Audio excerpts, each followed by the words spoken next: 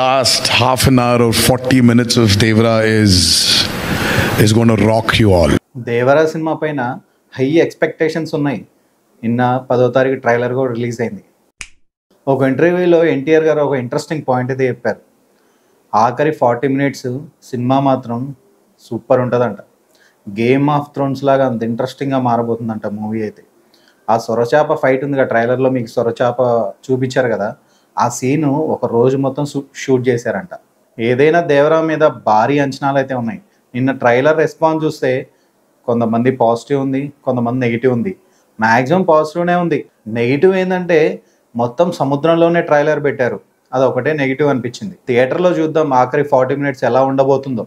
ఎన్టీఆర్ గారు చెప్పినట్టు ఉంటుందా చూద్దాం మరి. Can you give us a sneak peek into any particular intense fight sequence or say a stunt that you're really excited for? Right. So I can't point out on one such particular action sequence, or I definitely would not point out on one stunt or a sequence. But I'm sure Anil sir, Apurva sir and Karan sir will agree with me. I think the last half an hour or 40 minutes of Devara is going to rock you all. So I can't wait. I just can't wait for people to watch that, the visual what my director Shiva had in his mind, and I just can't wait for the world to see it. రెండు తెలుగు రాష్ట్రాల వర్షాల కారణంగా చాలా నష్టపోయారు. So మన హీరోలు కావచ్చు చాలామంది హెల్ప్ అయితే చేశారు. వాళ్ళ తగ్గట్టుగా విరాళాలు అయితే ప్రకటించారు. తమిళ నుంచి ఒక్క హీరో కానీ ఎవరు కూడా మనకైతే ప్రకటించలేదు. ఒకే ఒకరు మాత్రం ముందుకొచ్చారు. ఆయనే తమిళ హీరో సింబు గారు. సింబు ఈయన 6 లక్షలు అయితే విరాళంగా ప్రకటించారు. 3 లక్షలు తెలంగాణకి, 3 లక్షలు ఏపీకి. సో తమిళ నుంచి ఆయన ఒక్కడే ముందుకొచ్చి ప్రకటించారు. Hats off. కమిటీ కుర్రోలు మూవీ చాలా పెద్ద సక్సెస్ అయింది. ప్రొడ్యూసర్ నిహారిక గారు సక్సెస్ మీట్ కూడా పెట్టారు. సో దీంట్లో ఒక విలేకరు క్వశ్చన్ అడిగారు నిహారిక గారిని, పవన్ కళ్యాణ్ గారి కొడుకు అకిరానందన్ సినీ ఎంట్రీ ఎప్పుడా అని. ఆమె ఏం చెప్పిందంటే, అతనికి ఇంట్రెస్ట్ ఉందో లేదో నాకైతే తెలియదు, ఇంకా చిన్నపిల్లవాడే అని చెప్పింది.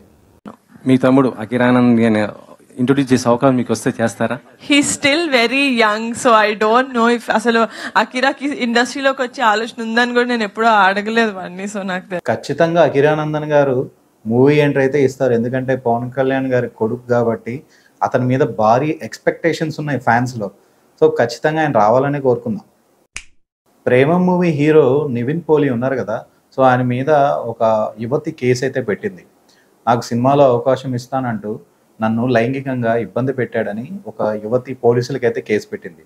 సో పోలీసులు విచారణ జరిపి అతనితో పాటు 5గురిని నాన్ బెయిల్ కింద కేసు అయితే బుక్ చేశారు.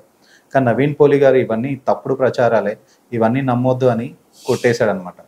సో ఎవరైనా తప్పని ఎవడు ఒప్పుకోడు కదా. చూడాలి మరి కేసు ఎలా ఉంటుందో.